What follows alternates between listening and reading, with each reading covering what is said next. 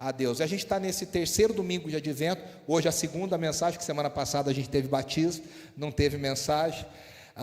Restaurarei o tabernáculo caído, né? Falando sobre o tabernáculo de Davi, a promessa de um rei que vem fazer morada no nosso meio. E o tema da mensagem de hoje, pode passar, Mateus, é o rei prometido na linhagem de Davi.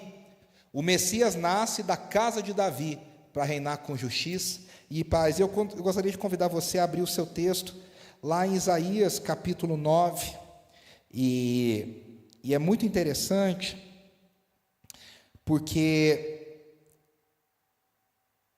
o rei prometido na linhagem de Davi, o descendente de Davi, que é o prometido, ele não vem apenas reinar sobre o povo.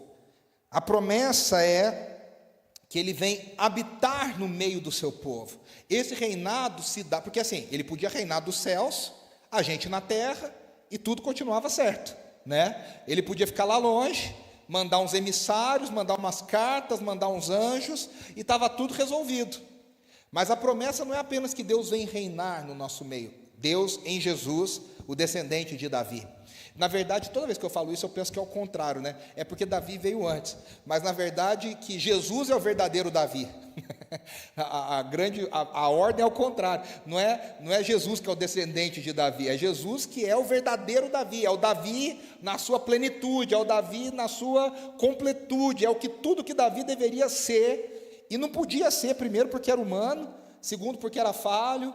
E Jesus não era falho, era humano, mas sem a natureza pecaminosa, e Jesus, sendo Deus, cumpriu e cumprirá tudo que Davi começou, tudo que Davi apontou, né? E a promessa é que ele não vinha apenas reinar sobre nós, ou sobre o povo de Israel, e agora nós incluídos nessa família, mas para habitar no meio dele. Então, é interessante que quando a gente fala do tabernáculo de Davi, a gente fala de duas imagens que são inseparáveis, que é o trono, e o trono fala de reinado, fala de governo, fala de justiça. O texto que a gente abriu a celebração, lá em Isaías capítulo 11, fala muito sobre isso. Ele vai governar, ele vai se assentar no trono, ele vai coordenar as nações. Isso significa, meus irmãos, que tem gente que vai ter que ser punido, tem nações que serão julgadas, gente que será salva, mas gente que será condenada. E aí ele fala desse governo e dessa justiça, e essa justiça é muito bonito no texto de Isaías, que ela se manifesta na imagem dos animais, né?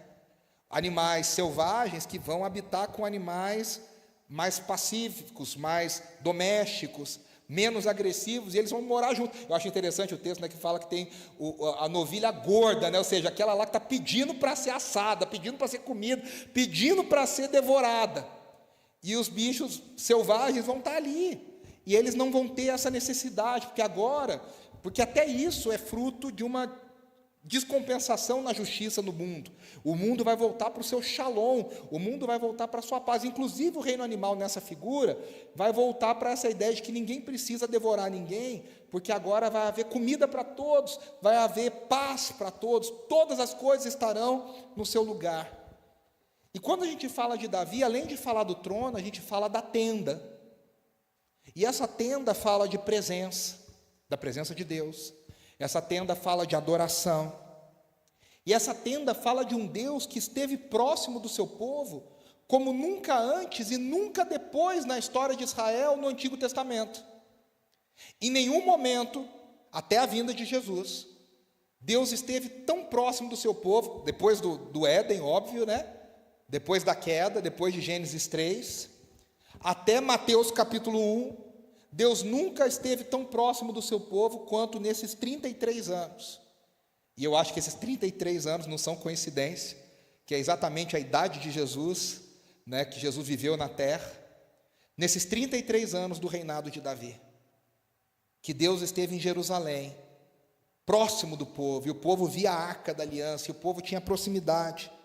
Então, o tabernáculo de Davi não era apenas um espaço de culto litúrgico, era um sinal profético, era um culto sem separação, era Deus mostrando o seu reinado no meio do seu povo. E a promessa bíblica de levantarei um rei, também junto com isso eu também vou habitar no meio de vocês. Claro que para o povo judeu, eu sempre falo isso, né? Porque na nossa cabeça a gente junta coisa que não é para juntar. Na cabeça, a gente já sabe o final da história, a gente já faz as associações. Na cabeça do povo judeu eram duas coisas separadas. Um rei humano, que seria um filho de Davi, que habitaria no trono e que prepararia a terra para a terra estar justa e perfeita, para que Deus então pudesse descer e habitar. O povo judeu nunca imaginou que essas duas figuras seriam a mesma. Um filho humano de Davi, que ao mesmo tempo seria filho de Deus e que habitaria no meio de nós. Esse é o grande mistério do advento, esse é o grande mistério da encarnação de Jesus. E aí vamos ler o texto de Isaías 9, do 6 ao 7, que é um texto muito conhecido e belíssimo, né? Um texto de advento, belíssimo. Eu estou só abrindo, peraí, isso. Isaías 9, do 6 ao 7, diz, eu vou ler na NVI, diz assim: porque um menino nos nasceu, um filho nos foi dado, e o governo está sobre os seus ombros, e ele será chamado Maravilhoso Conselheiro, Deus Poderoso, Pai Eterno, o Príncipe da Paz. Ele estenderá o seu governo e haverá paz sem fim sobre o trono de Davi e sobre o seu reino, estabelecido e mantido com justiça e retidão, desde agora e para sempre. O zelo do Senhor dos Exércitos fará isso. E olha o que diz o texto de Lucas, capítulo 1, nos versículos 31 a 33, Lucas 1, é o anjo falando com Maria, o anjo Gabriel falando com Maria, e ele diz para Maria, que seria a mãe de Jesus, que está recebendo a mensagem que seria a mãe de Jesus, e ele diz assim: você, Maria, ficará grávida, e dará à luz a um filho, e lhe porá o nome de Jesus, que significa salvação. Ele será grande, será chamado Filho do Altíssimo. Olha só, o Senhor Deus lhe dará o trono de Davi, o seu pai, e ele reinará para sempre sobre o povo de Jacó, e o seu reino jamais terá fim. É interessante porque Jesus era humanamente descendente de Davi, tanto que a sua família, né, José, seu pai, volta para Belém, a terra de Davi, no recenseamento. Mas naqueles dias já não era mais um descendente de Davi que reinava. Quem reinava era Herodes, um homem que não fazia parte da linhagem de Davi, que foi colocado ali por uma tramóia política de Roma, e que servia a Roma, e que era um homem extremamente ruim, maldoso. O Nicolas agora está nessa fase de falar tudo assim. Ele fala, ele é do mal, ele é do mal. Então agora o Herodes é do mal, ele é do mal, né? E ele não é da família de Davi, ele não é descendente de Davi. Jesus é. E eu fico pensando Maria, né, ouvindo isso, e ela fala: Davi, seu pai, beleza, faz parte da família, mas ele lhe dará o trono. E ela fica pensando, como assim? Né? Que tipo de trono, que tipo de relação, como que ele vai voltar para o trono se nenhum descendente de Davi está reinando nesse trono? Né? E como isso aconteceria no plano de Deus, misturando a salvação da humanidade, a restauração da humanidade, e o trono verdadeiro de Davi que Jesus passaria a ocupar. E é interessante que a gente falou lá na primeira mensagem de Amós capítulo 9, que havia a promessa do profeta de levantarei o tabernáculo caído de Davi.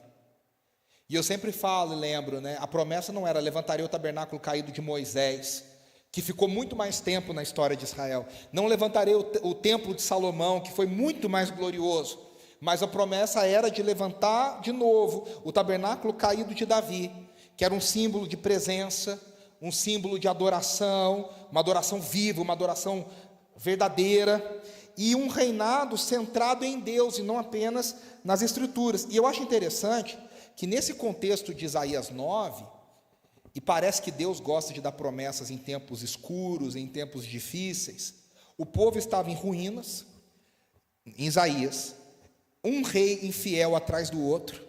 Isso aí a gente entende bem no Brasil hoje, né? Um político pior que o outro, um rei pior que o outro, uma crise econômica absurda, um povo sem direção espiritual, as pessoas na idolatria, as pessoas buscando outros deuses, as pessoas sem discernimento, sem sabedoria. E aí, quando você pensa na ideia da presença de Deus, a gente diria: esse tabernáculo está caído, esse tabernáculo está destruído, esse tabernáculo está em ruínas. Parece que Deus se foi, parece que Deus saiu daqui, parece que Deus esqueceu da gente. A gente está aqui em trevas. Tanto que o texto diz: o povo que andava em trevas viu grandiosa luz. E é interessante que Deus sempre faz a sua luz brilhar quando nós estamos em trevas. Deus sempre faz a sua salvação se manifestar quando nós estamos derrubados, quando nós estamos caídos. E é nesse cenário que Deus diz: no meio dessas trevas, no meio dessa ruína, no meio dessa perversidade política, no meio desse cenário tão obscuro, que Deus diz, através do profeta Isaías: um menino nos nasceu, um filho se nos deu. A promessa de salvação, ela precisa atingir corações que estão passando por dias difíceis, por dias de angústia, por dias de trevas. E é interessante que esse menino que nasce é um contraste, né? Porque a figura é um menino nasceu, aí você pensa no nenenzinho, e aí diz: o governo está sobre os seus ombros. Cá entre nós, uma responsabilidade muito grande para um bebê, né? Você fala: como é que um neném vai dar conta de um governo nos ombros dele? E é interessante que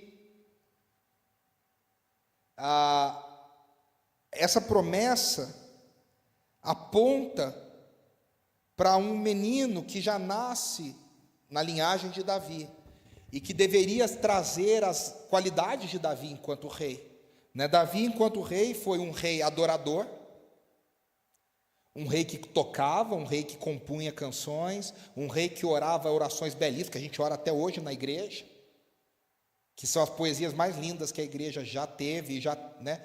Como o Tim Keller falava, os salmos eram as orações que Jesus fazia, os cânticos que Jesus cantava. Imagina que loucura, né? Davi colocou na boca de Jesus cânticos, orações. Esse rei adorador também era um rei acessível. Davi era uma pessoa que fazia parte da vida de Israel. E era um rei que colocava a presença de Deus no centro de tudo que fazia. Se vai lutar, pergunta para Deus. Se não vai lutar, pergunta para Deus. Se vai fazer, pergunta para Deus. Eu quero colocar a presença de Deus no centro. A construção do tabernáculo, do templo. Então, quando Jesus, o nosso verdadeiro Davi, o nosso verdadeiro rei, nasce, ele também personifica todas essas coisas. Ele é um rei que adora a Deus em espírito e em verdade, que mostra para nós o que é adoração em espírito e em verdade, que passa a ser o caminho da adoração. Ele é um rei plenamente acessível, ele é um rei plenamente perto, ele é um rei que está plenamente no meio do seu povo, ouvindo os anseios do seu povo, ouvindo as dores do seu povo. E ele é um rei que coloca o Pai no centro de tudo o que faz e nos ajuda a organizar a nossa vida em torno dessa presença. E aí o texto de Isaías diz: sobre o trono de Davi, para o estabelecer e o firmar. O que acontece é que a justiça e a retidão, elas não são apenas valores políticos para o reino de Deus, elas são fruto do reinado da presença de Deus. Onde a presença de Deus reina, onde a presença de Deus está, a justiça e a retidão precisam acontecer. Se você olha na história da igreja, todos os grandes avivamentos refletiram na sociedade, em pessoas cometendo menos crimes, em misericórdia aumentada, em gente assistida. Você vê na igreja primitiva que, fruto daquele avivamento, o texto bíblico diz: e entre aquelas pessoas não havia ninguém que passava necessidade, porque quem tinha mais compartilhava com quem tinha menos. Isso era natural. Na história da igreja isso é real. Todos os grandes avivamentos, as cidades que foram frutos desse avivamento, o crime diminuiu, a criminalidade diminuiu, aumentou a generosidade, surgiram trabalhos sociais, pessoas foram acolhidas. Um verdadeiro avivamento que não é acompanhado de justiça e retidão não é verdadeiro. Um avivamento que não é acompanhado de justiça e retidão não é verdadeiro. Só pode ser verdadeiro um avivamento na presença de Deus que é fruto de justiça e retidão. E o que nós anunciamos no advento, no tabernáculo caído de Davi, restaurado agora na presença de Jesus, na vinda de Jesus, na encarnação de Jesus, é que fruto desse reinado é que justiça e retidão atingirão toda a terra. No mundo ideal, não é do Aladim não, mas no nosso, no mundo ideal, a igreja já é esse lugar onde a justiça e a retidão deveriam reinar.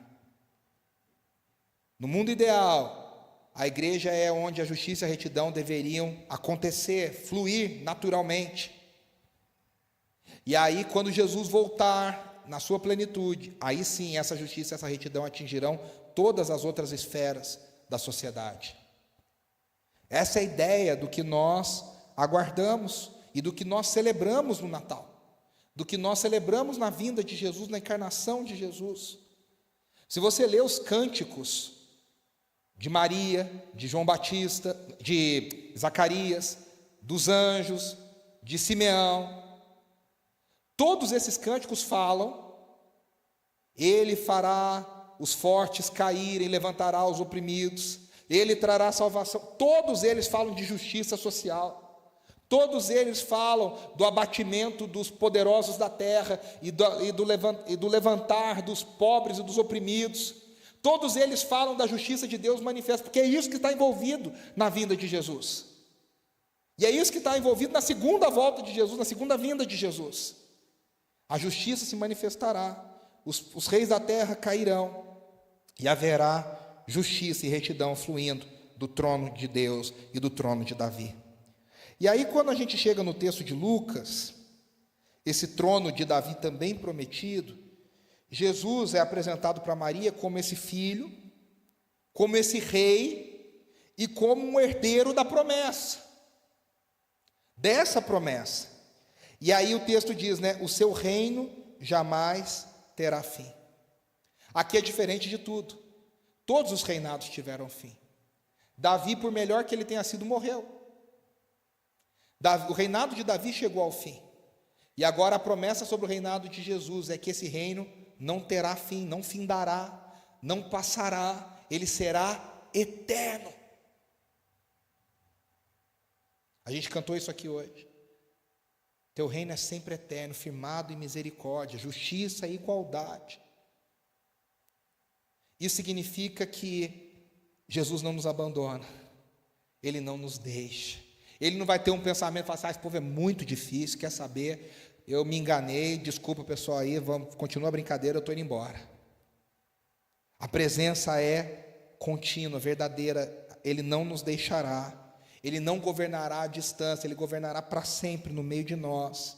É o que João 1,14 diz, o verbo se fez carne, tabernaculou e habitou no meio de nós, a carne virou tabernáculo, para não nos deixar, para não nos abandonar, para não nos esquecer. A gente canta, né? Tem uma música, a música de Natal que fala, como é que Papai Noel não se esquece de ninguém? E essa música é a maior mentira que existe, né? Porque tem tanta criança que o Papai Noel infelizmente esquece, tem tanta criança que não é contemplada, tem tanta criança que pelas injustiças da vida, pelas desigualdades sociais, pelas dores de injustiça no nosso mundo, tantas famílias que sofrem, tantas crianças que passam o Natal, por isso que tem tanta gente que não gosta do Natal, né? Até adulto a pessoa fala, o Natal é uma época que me dá tristeza, de tanta injustiça que tem no mundo. E aí se vende essa ideia de que toda criança é visitada, de que todo mundo recebe. E talvez na nossa bolha isso seja verdade, mas no mundo real, na maioria das pessoas, não é verdade. Né? As pessoas estão lutando para sobreviver, as pessoas estão lutando para ter o que comer. E aqui a gente vende essa ideia do Papai Noel, né? E aqui em Jesus, essa é a verdade. Quando Ele vier, e agora já, a partir de agora, a partir da sua encarnação, da sua morte, da sua ressurreição, Ele não nos abandona, Ele não nos esquece. Ele verdadeiramente não nos esquece. Ele verdadeiramente não nos deixa. Ele verdadeiramente não tem uma segunda opção. Ele colocou a sua tenda no nosso meio. E essa tenda permanecerá para sempre. Não tem ciclone que a derrube. não tem empreendimento imobiliário que venha fazer um prédio no lugar, essa tenda permanecerá. A presença de Deus, o trono de Deus, a graça de Deus. Isso é algo que deveria nos animar todos os dias, nos dias difíceis. A gente lembrar, o descendente de Davi já veio, o menino já foi dado, e agora ele não vai embora, o seu trono não terá fim, o seu reino não passará. Jesus é o cumprimento do tabernáculo de Davi em Cristo. O trono de Davi é completamente restaurado. A tenda é completamente reaberta. Aquela tenda que ficou caída, esquecida, agora ela é reinaugurada, melhorada, ampliada. Eu sempre, a gente já viveu essas coisas, né? Às vezes fecha alguma coisa, fica lá uns anos fechar uma coisa, sei lá, um restaurante, um empreendimento que todo mundo gostava, e aí depois de um tempo reabre, né? E fala, olha, agora abriu de novo, e assim, geralmente é, porque a nossa memória afetiva, ela engana muito a gente, né? A gente lembra de a coisa mais gostosa do que verdadeiramente era maior do que verdadeiramente era mais doce do que verdadeiramente era. Aí quando a gente tem oportunidade de voltar, que nem agora falaram que vai abrir o Play Center de novo, né? E aí tem um monte de gente aqui que fala, lembra do Play Center, nossa, era tão legal, era isso. Você não lembra das filas, você não lembra dos vômitos, você não lembra do sol forte, você não lembra das coisas, você só lembra das coisas boas. Aí quando volta, aí você vai com aquela coisa, aí você, não é a mesma coisa. Se é o restaurante, a comida já não tem aquele sal que tinha antigamente, o molho já não é mais aquela coisa. A gente tem esse saudosismo nas nossas coisas. Quando eu era criança, fazia muito sucesso aquele chocolate surpresa, não sei se os irmãos lembram, que tinha até um cartão que vinha a coleção de dinossauro e depois era de animais marinhos, tinha até o álbum, você colava o álbum, era super legal. E agora voltou o chocolate surpresa, e eu fui doido comprar um chocolate surpresa. Quando eu comi, eu falei, mas ou meu paladar mudou, que provavelmente também é verdade, mas hoje esse negócio não é igual era, a receita é outra. E é interessante que quanto mais tempo passa e quanto mais propaganda se faz, geralmente maior a decepção. Só que no tabernáculo de Davi, Cristo é esse tabernáculo restaurado, só que ele é verdadeiramente melhor. Ele é verdadeiramente mais ampliado. Vocês lembram do tabernáculo de Davi? Deus prometeu que ia restaurar, mas a restauração é melhor. Agora não é um móvel de madeira, agora é o próprio Deus em carne e osso. Agora ele não é uma tendinha em Jerusalém, agora ele é um templo que ocupa o planeta inteiro, o mundo inteiro, o universo inteiro. Agora não é Davi, agora é o próprio Deus, o Filho dele, Jesus Cristo. Isso que eu chamo de uma reinauguração para cair o queixo, para envergonhar o passado, para as pessoas nem se lembrarem mais do primeiro tabernáculo de Davi. O que Davi viveu de forma provisória, Jesus vai inaugurar de forma definitiva. No Natal nós celebramos essa história. E aí a gente descobre que o tabernáculo de Davi, na verdade, não é um espaço, não é um terreno, não é uma cortina, não é uma estrutura. O tabernáculo de Davi, na verdade, é uma pessoa. O Evangelho é extremamente pessoal, o Evangelho é extremamente relacional, porque todo o cumprimento da Escritura se cumpre na pessoa de Jesus, numa pessoa. Isso é algo que tem várias implicações para tudo na nossa vida. Então, para nós hoje, esse tempo de advento, o Natal não é apenas memória. Para nós é olhar para o passado, ver o que Deus já faz no presente, o que Deus já fez, o que já foi realizado, o que já foi realizado, o que já foi cumprido e o que ainda virá. É abrir espaço para a esperança, para Ele habitar novamente. A gente entender que trono e presença, trono e tenda, trono e adoração caminham juntos, inseparavelmente. A gente celebra o reino. O Guilherme falou da eleição do ano que vem, e a gente já tem vivido coisas, O mundo está complicado. Aí a gente já precisa começar a lembrar o nosso coração desde já, que a nossa esperança, a gente deve se envolver como cidadão? Sim. A gente deve buscar entender, cada um na sua consciência, o que entende que é mais justo, o que é mais honesto, o que é mais benéfico para o povo? Sim. Mas o nosso coração não pode estar nessas coisas. A gente não pode achar que um governante humano vai construir coisas e fazer coisas que só Deus pode fazer. Aí a gente precisa lembrar o nosso coração de colocar a esperança no lugar certo. Você vota, você se envolve, você participa, mas a sua esperança não está nisso, ou não deveria estar nisso.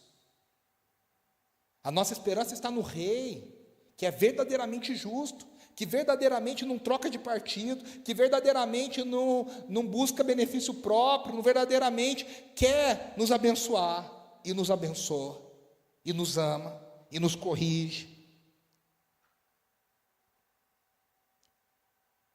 O advento é essa lembrança, quando a gente pensa no tabernáculo de Davi, que o rei prometido, ele não veio apenas nos salvar e falou, salvei, agora tchau.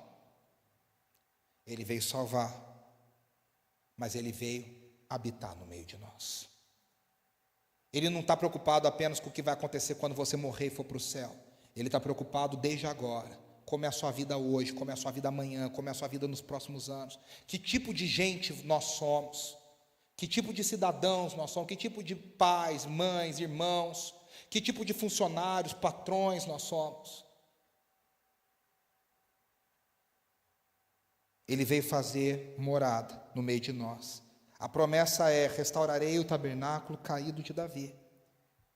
E essa promessa se cumpre em Jesus, o menino que nos foi dado, o rei que se levantou nas pegadas de Davi, cumprindo ainda mais tudo o que Davi não pôde fazer, porque Davi era limitado como nós. Esse menino seria chamado Maravilhoso Conselheiro, ou seja, ele tem toda a sabedoria do mundo em si. Ele é um conselheiro como nenhum outro. Ele tem a sabedoria como nenhum outro. Ele tem a antivisão verdadeira. A gente procura nesse mundo tantos gurus, né? Que, nessa época do ano, sempre aparecem os picaretas, né? O Sensitiva diz que... Eu já vi lá um monte de matéria. Ano que vem vai acontecer isso. Já falaram até quem vai ganhar a Copa. Os sensitivos por aí. Pessoal, nas últimas Copas, até animal, né, que prevê o futuro, né, é polvo, é coelho, é peixe, é gato. As pessoas precisam de algo. Jesus é o verdadeiro, maravilhoso conselheiro. Ele é o Deus poderoso, ou seja, ele tem todo o poder. Ele tem o poder de Deus nele. Ele tem o seu braço forte, nada pode pará-lo, nada pode vencê-lo. Ele é o eterno, ele é o Pai da eternidade, ele é o Pai eterno, ou seja, ele é... Aí você fala, mas Jesus não é o Filho? Isso aqui é uma outra questão, mas ele está acima do tempo, ele habita na eternidade, ele tem uma visão completa de todas as coisas, e acima de tudo, ele é o príncipe da paz, ou seja, ele é aquele que coloca o mundo no seu lugar, ele é o que traz o verdadeiro shalom. Nele e através dele, no seu reinado, todas as peças entram no seu devido lugar.